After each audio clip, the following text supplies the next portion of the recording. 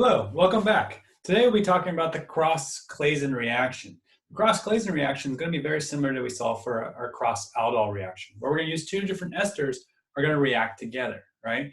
And as we saw with our cross-aldol reaction, we have to be concerned about forming mixtures of products, right, based on our two carbonyls that we're going to work with. So if we look at our cross-Claisen reaction, we use two different carbonyls.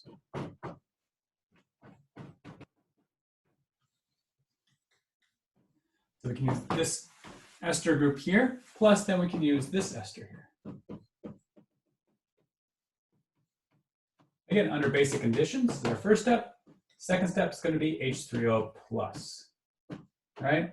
We want to use H3O+, because remember, we want to protonate our final compound. Notice in these two compounds here, how many alpha carbons are available, right?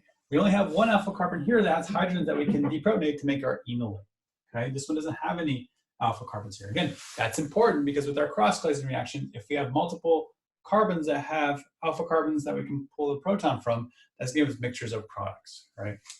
Okay, so let's go through the mechanism. And again, the mechanism is very similar to what we saw already with our Claisen reaction. Our first step is going to be generation of our enolate.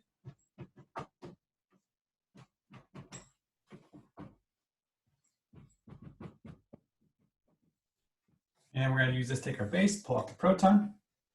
We want to generate that enolate.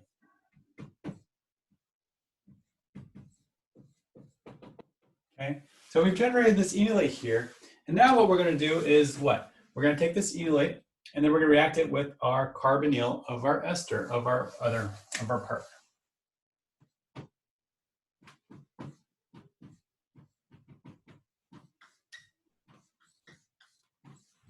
Okay, and so what's going to happen is this is going to come across.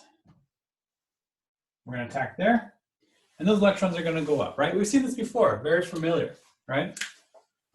We'll draw down here, we'll draw our compound. And we're going to get what?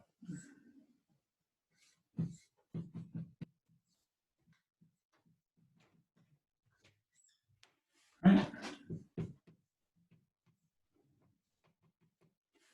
We get to this species here, right? Where we made this new carbon bond here. The enolate here attacked that carbon of the carbonyl, right? Now, as we saw before, electrons are going to come back down in our Claisen reaction, and what's going to happen? We're going to kick off our OET group, right? We're going to kick off that group there, okay? We kick that group off, and then we generate what? We get our group here.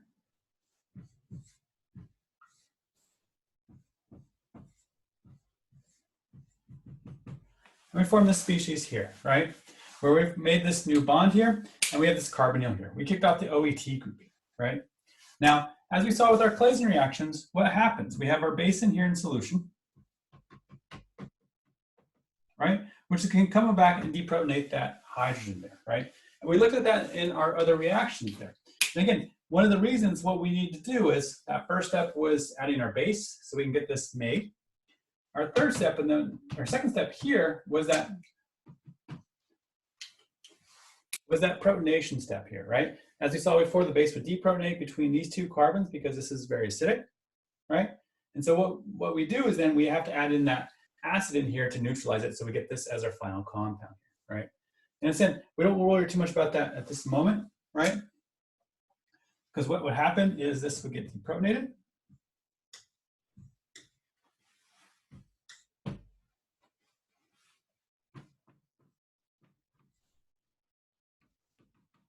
T.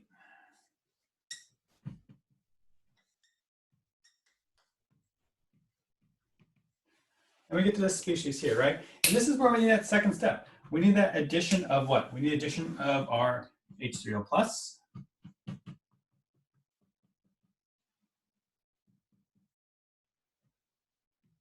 this can come over here, take this proton.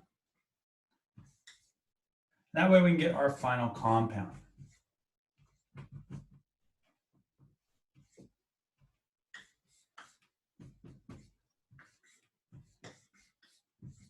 Okay, and we get to this species here, and this would be our final compound. Now, as we generally go through this mechanism here, we don't necessarily need to always show this step here. We don't necessarily need to show the proton being removed and then reprotonating in, right? That's okay. As we do our mechanism, I'm happy if we get to this point here, and we understand that we need that second step in there to keep it protonated, right? That's what we need. We don't necessarily need to show this step every single time, right? This last part here, okay? This is just to kind of keep us familiar with why we need to have that step. So this is going to be our cross-Claisen reaction, right? And we have to be careful again about having too many alpha carbons that have hydrogens that we can pull off to make enolates here, right? In this case here, we only had one carbon that could make that form that enolate, and that can react with this one, right? Like we said, if you have Claisen reactions with multiple groups, multiple alpha carbons, then we can get what? We can get a lot more different products from that one, right? This carbon here, there's no CHs that we can pull off to generate those enolates, right? So we're okay here, okay? But again, with this one, we'll get this product here. And there's also the option that this compound could react with itself as well to give us that mixture, right? So these cross-Claisen reactions, cross-aldol reactions aren't the best reactions because we're always gonna get mixtures of products, okay? So keep that in mind when we go through this one, right? This is our cross-Claisen reaction.